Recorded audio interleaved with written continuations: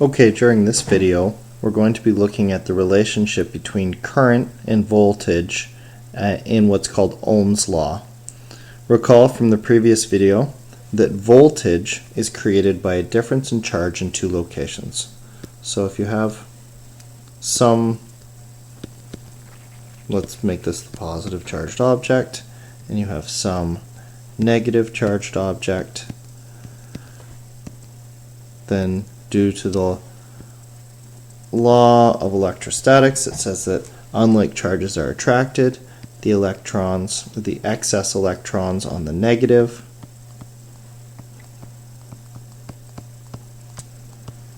will attempt to flow towards the positive object. Now I think it's clear if we just remember that current is the amount of flow per unit time.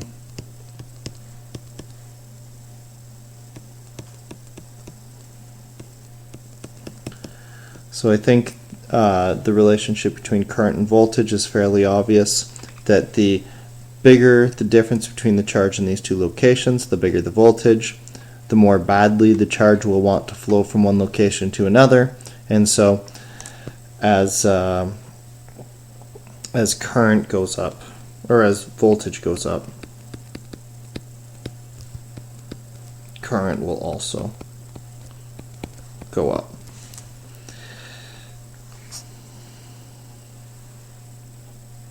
Taking a look at the circuit then, and realizing that that charge wants to flow from one object to another object, we can see that depending on the type of connection that's made between the two objects, the amount of current that's able to flow could be different.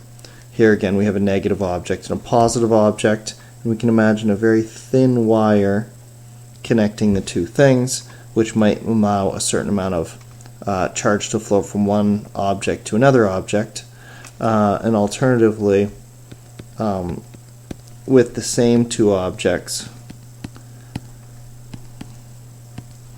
if we were to imagine a much thicker wire connecting the two things, we could imagine then that even though the voltage is the same in either case,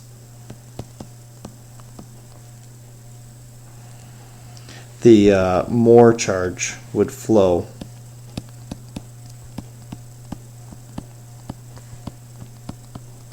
with the thicker wire.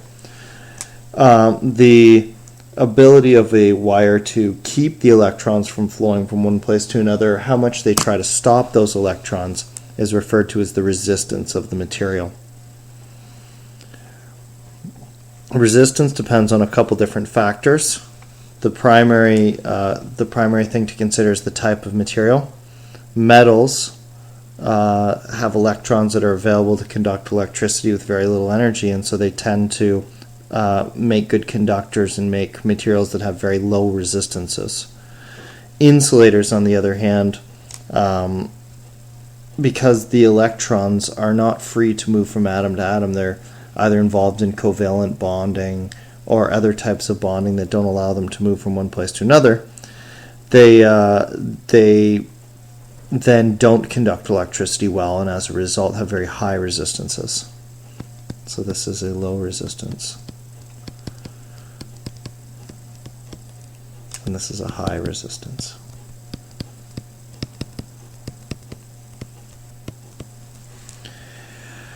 So those are the two.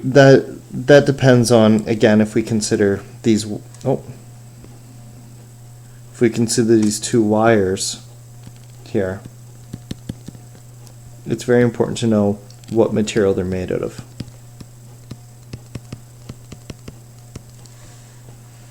But that's not the only thing. That's sort of the most obvious thing about whether or not something's going to act as a resistor or just act as a conductor. But it's not the only thing to consider when considering whether or not a material is resistive. We can also consider the length of the material as well as the cross-sectional area.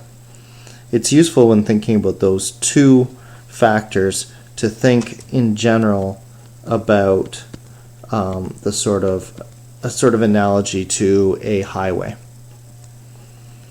So again, here I'm just going to create a couple objects here, and we can see, for example, that if we had a material connecting them and we consider one to be longer than the other, and we just think about this from sort of a common sense point of view, I think we can see that if we have the same material connecting them, if the material itself is shorter, so if L1 is greater than L2, then the resistance is happening over a longer length.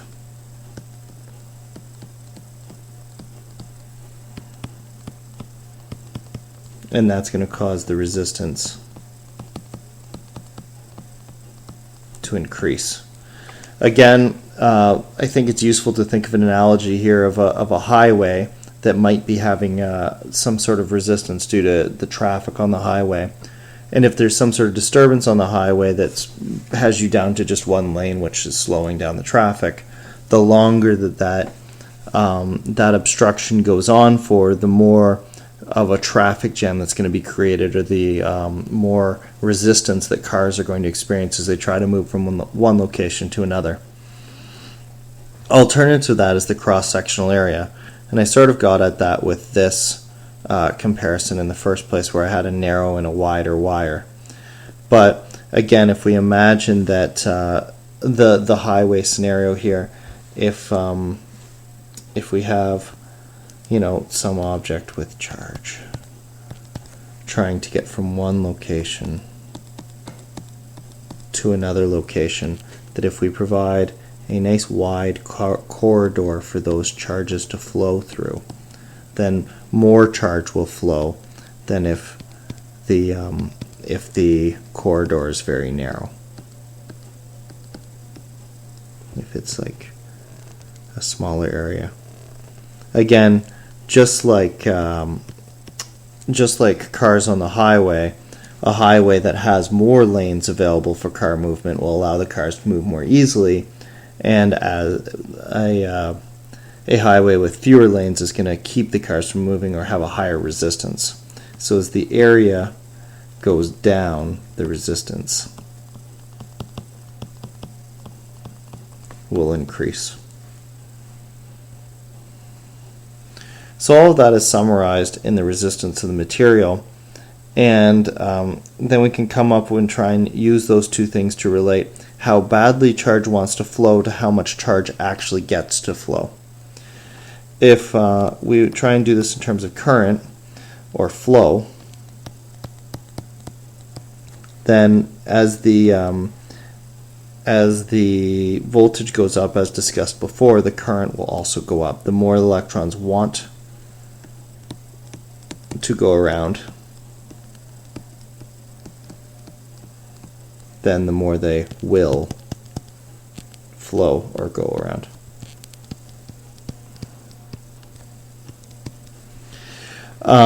If we consider the relationship to resistance,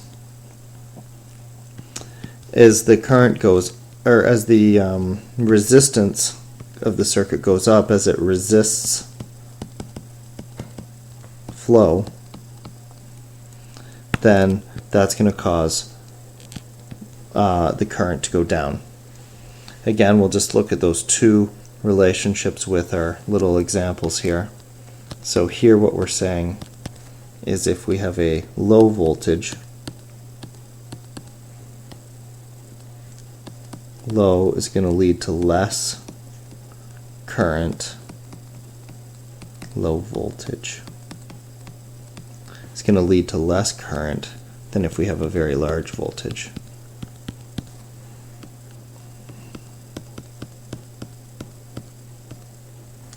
So that's a high voltage.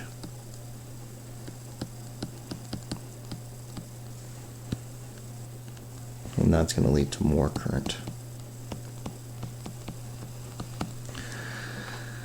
Similarly, if we imagine our resistance again, I'll just use, let's pretend that these are the same material. So we're just going to focus on the geometric factors that affect resistance, which I think are a little easier to visualize. If I have a very narrow, long resistor impeding the flow of these electrons, then this resistance is going to be high, then that's going to make the current or flow low. The electrons forced into a small area are slowed. Alternatively, again, I'm just going to make just a simple, any sort of simple voltage situation here. If I have a relatively wide and short resistance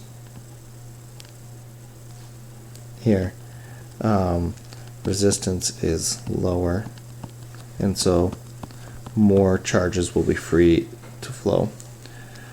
Wide, short resistor means little resistance.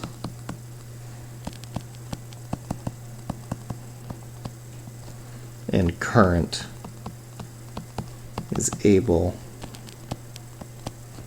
to flow. Those two basic ideas can be summarized in Ohm's law, where we see that the current is proportional to the voltage and inversely proportional to the resistance.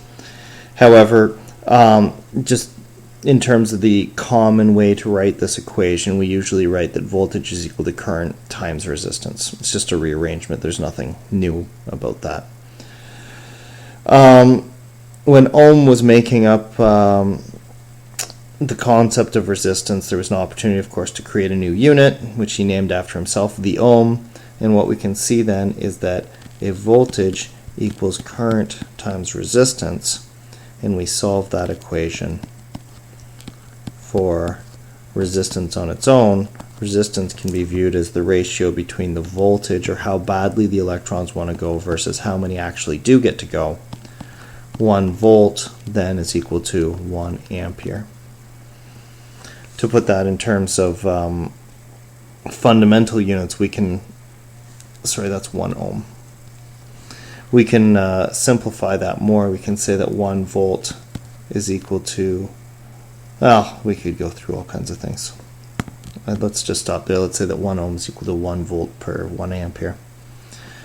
So that's Ohm's law. That's why Ohm's law is the way that it is. And if you, again, for numerical practice on this, you're going to go to the PowerPoints associated with Ohm's law.